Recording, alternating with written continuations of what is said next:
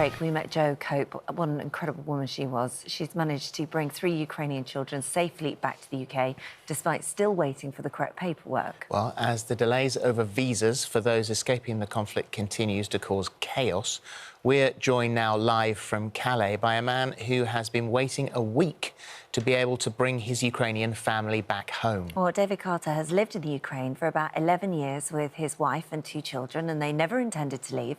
However, he joins us now as he continues to try and get back to the UK. David, Marina, good morning to both of you, and I'm so sorry for the circumstances you found yourself in. And David, you never expected this to be the case. You never expected to have to leave the Ukraine.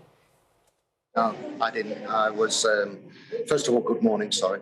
I travelled backwards and forwards to the Ukraine because obviously still having business ties in the UK. But my ambition was to retire in the Ukraine and live. And Marina has a hair salon, children in school, Sasha studying to be a doctor. But we didn't have any intentions of being here where we are right now. And so this invasion starts and we witness the absolute worst of humanity. You decide that you're going to have to get out. And so what is your route? How did you decide what you were going to do and where you were going to go? Right.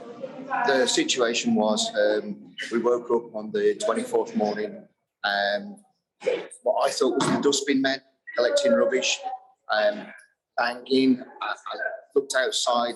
Marina got some messages off the school saying, no school today, please look at the news, look at the news. I looked outside, saw the sky was orange. I thought, that's not good. And then I realised that we was under attack. We'd already partly loaded the car because we was already going to leave to go and get visas in Kyiv. We was already going to do that. We'd already set that in motion. After listening and hearing and everything, we just got the car, got out there, left everything, threw a bag in the car and left. We went through Nikopol into Kherson towards Odessa. My plan was to get to the good roads. In Ukraine, the infrastructure is just coming very good and the roads are just being built and fantastic roads. So I'm a keen motorcyclist. I knew many of the roads in Ukraine. So I knew that the roads was good this way.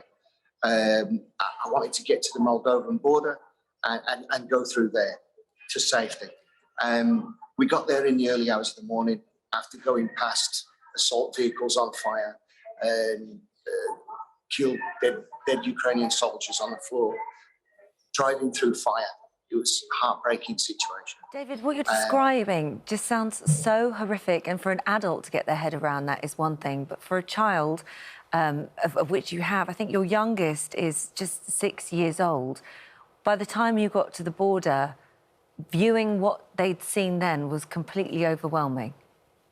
Absolutely, completely overwhelming for me, for Marina, for both children.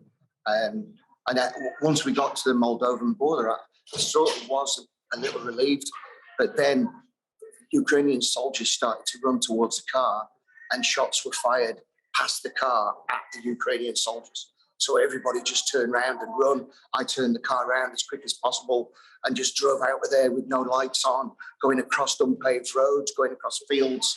Absolutely horrendous conditions. So horrendous. Your daughter Zlata is 6. She fainted. So 7, right? So she fainted because of the horrors that she was witnessing. You finally get over the border. A moment, I'm sure that you begin to start feeling a little safer, and then you've got to make your way to your intended destination, which is here.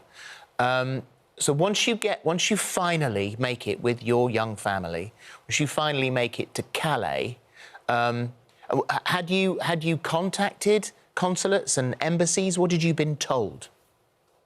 What we'd been told was, luckily, the person behind me giving me a safe route home was my daughter Jordan.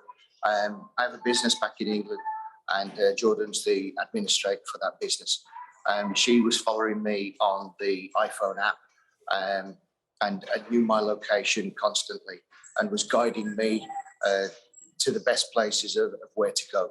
We spent 3 days in the border from Lviv to Poland, which was horrendous conditions as well. But once we got through the border in Poland, we then booked into a hotel in Krakow, gathered our thoughts, and then logistically Jordan planned, filled in all the visas again, they needed to be done again. Yeah.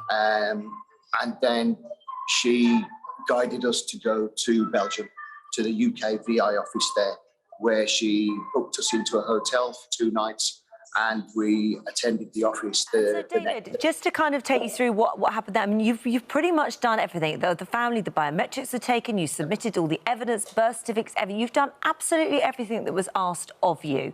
You then went to Calais to get on the ferry, but it was here that you were told that there was missing paperwork. You've now been sitting there for a week. So here we are in the UK, we're being told, no, listen, visas are being issued. There is the infrastructure in Calais in order to welcome in refugees like yourself. Not the case. So what's the situation you find yourself in right now? First of all, the UK border people in Calais escorted me off the dock. They never told me anything about the paperwork. They just said, your wife and children do not have visas. I showed them that the visa applications have been put forward and that biometrics have been taken. And there's no reason why we shouldn't be given visas. I'm a UK citizen, I've got a UK passport, and I bought a ticket to go on the ferry. Why can't I go on the ferry? Sorry, you can't. We've got to escort you off the dock. And that's it. I said, so where do I go? What do I do? He said, I'm sorry, we can't help you. You need to contact the UK consulate. You need to contact somebody in Paris or wherever you've come from. I said, what? So you want me to go back to Ukraine? And with that, he just said, I'm sorry, there's nothing I can do. Let me read you this.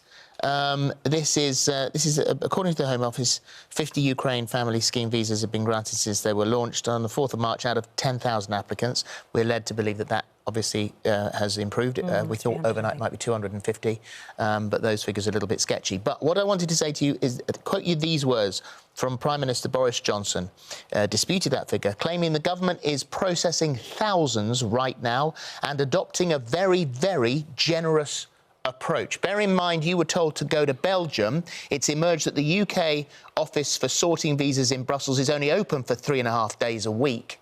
What do you think about this very, very generous approach from the Prime Minister? Well, it opens at 8:15 and closes at 2:30, and it's not open on Fridays. Like I said, I stood there, and the guys there, I'll give them the due. They did everything to help me. They processed the visas. They did the biometrics. They put them into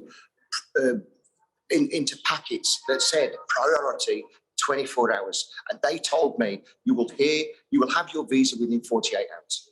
That's what they told me. So that was when? How long have you been waiting? Oh, a week. That was over a week ago. Over a week ago. That's unbelievable. Over a week ago. And so what? So you're just sitting there waiting. Are you waiting with other families who are in a situation the same as you? No, I've come to a hotel. It's costing me €200 a night to stay in this hotel.